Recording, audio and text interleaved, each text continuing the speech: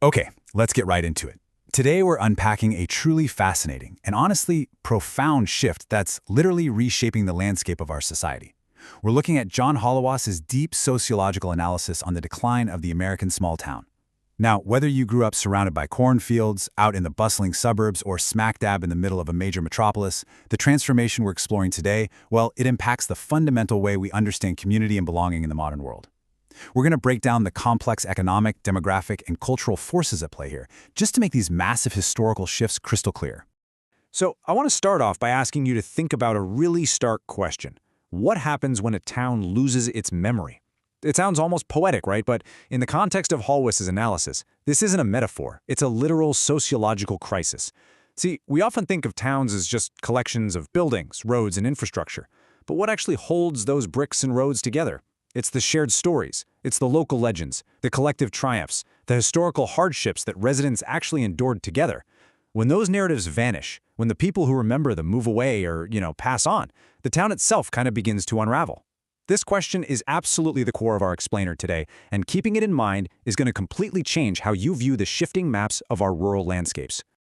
Okay, let's dive into this. Section 1.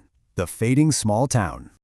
Before we can really grasp the deep psychological and sociological impacts of this shift, we first have to ground ourselves in the physical reality of what's happening across the country right now. Basically, we need to look at the visible symptoms before we diagnose the underlying condition. Holwas puts it perfectly. He says, the physical hollowing out of Main Street is merely the visible symptom of a deeper, invisible unraveling of shared local heritage. If you've ever driven through a small town and seen the boarded-up storefronts, the empty town squares, maybe fading paint on an old local theater, it's really easy to just feel a sense of melancholy. But Holwas urges us to look past the physical decay. As objective observers here, we have to recognize that the empty buildings are really just the tip of the iceberg. What we're actually looking at is the physical manifestation of a community losing its social gravity. The decline in the physical space perfectly mirrors the decline in the communal bonds of the people living there. Notice the clear juxtaposition between the past and the present here. When we look at the historical reality of these small towns, they were remarkably self-sustaining. A century ago, a small town had its own local bank, its own grocers, independent hardware stores, local media, the whole shebang. People relied on their immediate neighbors to survive and thrive. But contrast that with the modern reality, erosion and deep disconnection. Today, those independent ecosystems have largely dissolved. They've been replaced by dependence on external, regional, or even global economic forces. And just to be perfectly clear, as we analyze this, we're not taking any political sides or, romanticizing some mythological version of a quote-unquote real America. We're simply looking objectively at a structural shift from local independence to modern, systemic disconnection. Section 2. Drivers of the decline. So how exactly did we get from that self-sustaining past to the disconnected present? Well, we're transitioning from observing what is happening to investigating exactly why it's happening. Let's zoom out and look at the massive macroscopic forces that have basically rewritten the rules of rural economics.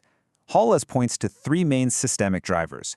First up, the loss of local industry. As manufacturing moved overseas or centralized in major hubs, the primary economic engines of these small towns just shut down.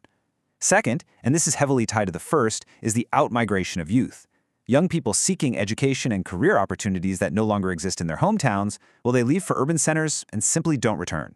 And third, we have agricultural consolidation. It used to take dozens of families to farm a large plot of land. Today, with advanced machinery and corporate farming, it takes way fewer people.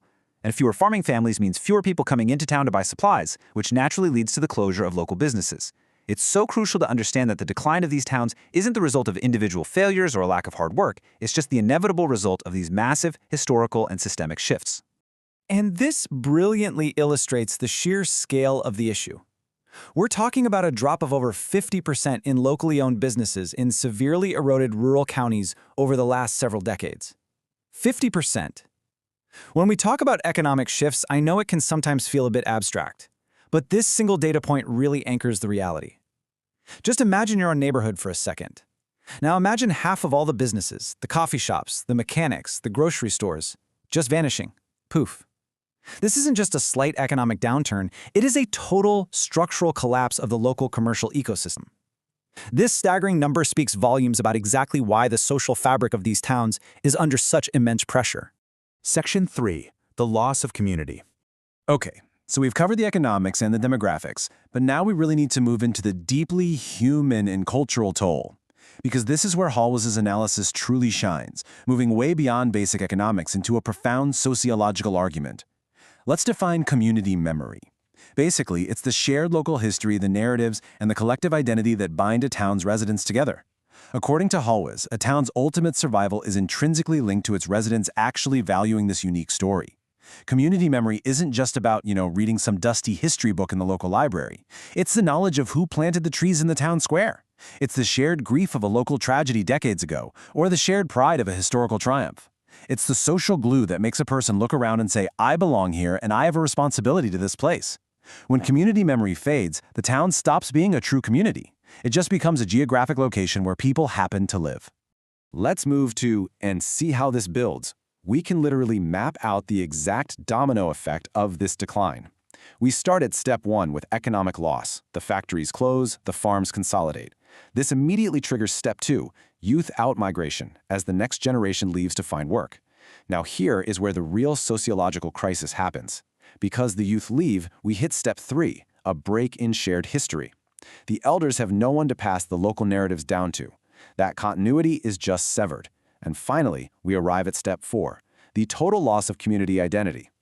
Without the stories and without the new generation to carry them forward, the community memory is completely erased. It's an incredibly logical, yet undeniably tragic, sequence of events that clearly links macroscopic economic forces directly to cultural fragmentation. Section 4. Looking to the future. All right, it's time to connect these historical and sociological observations directly back to you. We've spent this explainer looking at the decline of the small town, but the lessons here extend far beyond rural city limits. What does this mean for the concept of community going forward? Well, the crucial point is this. The future of community identity relies on the active preservation of local history and recognizing our shared human connection. That is the ultimate so what of Hallwass' analysis. Whether you live in a tiny village or a massive high-rise apartment complex in the city, the macroscopic forces of isolation and economic disconnection are everywhere. If we want a sense of belonging in the modern world, it's not going to happen passively. It requires active preservation. It requires us to learn the stories of our neighbors, to understand the history of the ground we walk on, and to intentionally build those bonds of shared human connection. I want to leave you with this final lingering thought. If our local histories fade, if the community memory of our towns and neighborhoods completely evaporates, where do we find our sense of belonging next? Do we find it online, in our professions, or do we risk living entirely disconnected lives? It's a massive question that Hallwass's work forces us to confront. I highly encourage you to reflect on this and, hey, perhaps even start by learning a little bit more about the history of your own local community. Thank you so much for joining me for this explainer and for your focus today. Keep questioning, keep learning, and I'll see you in the next one.